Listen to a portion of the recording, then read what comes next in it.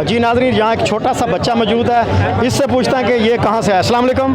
वालेकुम, मेरा नाम मोहम्मद फ़ारूक है, मैं मुल्तान से ही हूँ। मैं इमरान खान के मामले में एक शेर कहना चाहता हूँ। चांदनी चांद से होती है, सितारों से नहीं। चांदनी चांद से होती है, सितारों से नहीं। मोहब्बत इमरान खान से होती है, गद्दारों से नहीं। जो हवाओं से टकराता है उसे तूफ़ान कहते हैं। जो हवाओं से टकराता है उसे तूफ़ान कहते हैं। जो चोरों को रुलाता है उसे इमरान खान कहते हैं। जी भाईजान, आप क्या सुनाएंगे?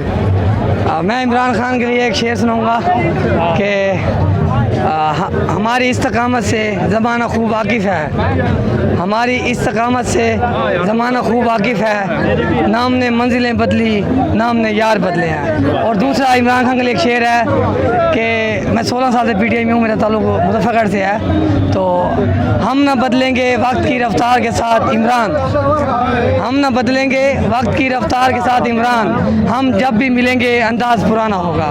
अस्सलाम, मेहरबानी, शुक्रिया।